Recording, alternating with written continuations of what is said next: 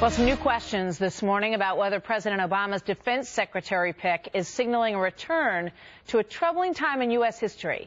Chuck Hagel was a very outspoken critic of the Iraq war during his time as senator, and while he did vote in support of the war, our Brit Hume says that Mr. Hagel's opinions took a different turn. And as has been amply noted, when President Bush ordered a troop surge to try to redeem the situation, Hagel called it the biggest foreign policy blunder since Vietnam. Even had it failed, the troop surge would not have been that, and it did not fail. This is a record to be proud of. After Vietnam, this country was gripped with a reluctance to use military force and a sense that U.S. military power was a big part of what was wrong with the world. It was known as Vietnam Syndrome. The first President Bush thought he'd banished it with the success of the first Gulf War. But with President Obama reelected, the U.S. out of Iraq, soon to be out of Afghanistan, and Chuck Hagel chosen for defense, that syndrome seems to be back again. That was last night on Special Report from Brit Hume. So let's get some reaction to that this morning. You've got a great panel to talk about this. Bob Beckel, former Democratic campaign manager and co-host of The Five. Gretchen Hamel, a former House Republican Conference spokeswoman. And retired U.S. Navy Captain Chuck Nash, a Fox News military analyst. Good morning to you all, and thank you very much for being with us today. This is serious stuff that we're discussing here. So, Captain Nash, let me get your reaction first to what Brit had to say last night.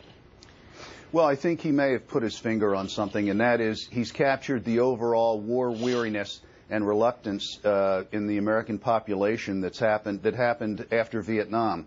And as people will recall, after Vietnam, we negotiated our way out of there, saying that all wars must end with a political solution, and instead of the actual defeat of the enemy on the battlefield. And we negotiated our way out with the proviso that if the North Vietnamese did not honor that commitment, we would go back in.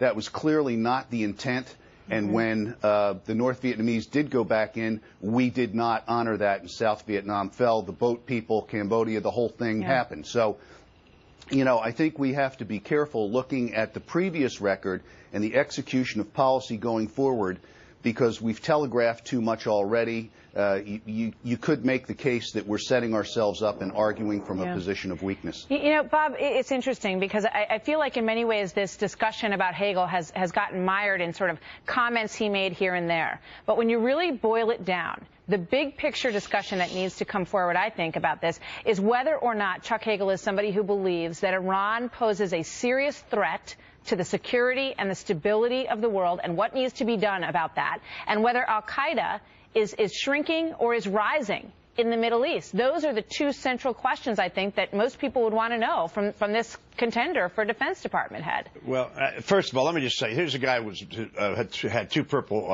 Hearts. It was a Vietnam veteran with a heroic background. He's exactly right. Vietnam was started on a lie, the Gulf of Tonkin resolution, and it was a disaster. It cost us 50,000 American lives on the pretense the dominoes were going to fall over Vietnam. In Iraq, I'll tell you what Iraq did. It made Iran, the very thing you're worried about, it made Iran a powerhouse. Because before that, we didn't have Iran as strong as they are now. And the other thing about, I'm going to jump out in front of this one. I understand he's getting criticized by a lot of Jewish groups because he said Jewish lobby. Well, there is a Jewish lobby. If anybody hasn't noticed, I've been up with them any number of times when I was in the White House. So I don't get all this criticism. And the idea of careful about projecting the United States military power is exactly right. How long do we want to do this? We got to police the world? Gretchen, what do you think? Well, you know, he has earned the right. He is a war veteran, the right to be weary. But, you know, a soft approach isn't always the right approach, and sometimes sanctions and force are needed. And I think that right now he has taken some controversial positions on different issues and America's role in the world, and these are things that need to be debated. This is one of the top positions in the administration, arguably the most important, and these questions need to be answered. We need to know where he stands on this, and we need to make sure that we have someone who's the Secretary of Defense who's going to do the most and do the most to protect this nation and where we're heading. Yeah.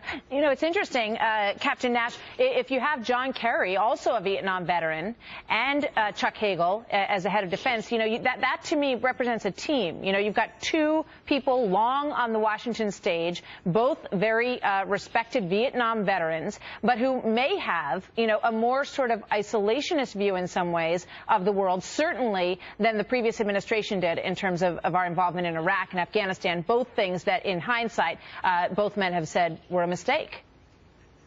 Well, I think that's right, Martha. And I think the president is picking a man for state and is going to nominate Mr. Hagel for the same reasons. I think that he believes that they will carry out his policy effectively, and I think that policy is a recognition of a war weariness and a willingness to withdraw from the international stage to a large degree and to build down defense because the cuts that are coming overall to our programs, defense is going to take a hit. Yeah. It's the largest part of our discretionary spending. You know, I mean, Bob, that raises a huge question. So what happens if John Kerry and Chuck Hagel and President Obama, if their vision in terms of defense is to, you know, to sort of spend more time at home on domestic affairs, to not be embroiled in the Middle East, to not necessarily use force or to back force in any way against Iran? Where does that leave us, and does that concern you, Bob? It concerns me not one bit. Anybody who would be Secretary of Defense or Secretary of State who thought Vietnam was a good idea, that would, as far as I'm concerned, that would eliminate them from any... No, I'm talking about Iraq. The wars in Iraq and Afghanistan. Vietnam,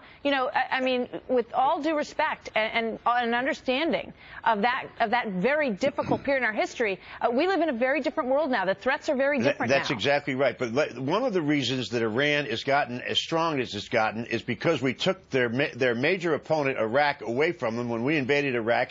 And what we've done now is made Iran a very strong power that otherwise wouldn't have been. Now, wait a minute. Chuck Nash, do you agree with that? I think taking Iraq away did bolster Iran's position in the community, but the reason why Iraq was taken down is because they violated multiple agreements from the ceasefire. Instead, this gets back to, are we going to defeat our enemies on the battlefield, or are we going to try to negotiate ourselves out of a position? Captain, Iraq you think we defeated them on the ceasefire agreements, and that's why we went in, because the UN was toothless, and that's why somebody had to do it, and it fell to us. Captain, are you suggesting with Iran in a similar way, Bob? Go ahead. Are you suggesting, Captain, that we've defeated the enemy in Iraq, or we defeated the enemy in Afghanistan, when in Afghanistan, people we train turn bullets on us and kill our own soldiers, and in Iraq, they've got this active military operating out of Iran in Iraq. Now, where did we defeat anybody? We do now. After the surge, things were looking a lot brighter, to the point that it fell out of the mainstream media completely, and nobody was talking about Iraq anymore because it was a success. Now, we've pulled out of there. It was a success? It was. The surge actually completed that, and there was a stable government there. Since that time, Bob, I will take your point. Since that time, the Iranians have so infested that place that now the Maliki government is a joke. Exactly right. And some people feel that may be due to lack of support here at home for finishing the job and standing by the government that we have worked so hard to support there. What do you need? All right, gentlemen, obviously a very important discussion and one that we're going to continue to have. My thanks to all of you, Gretchen Hamel, Bob Beckel, Captain Nash. Thanks to you all. We'll talk to you soon. Thank you. Strong feelings there.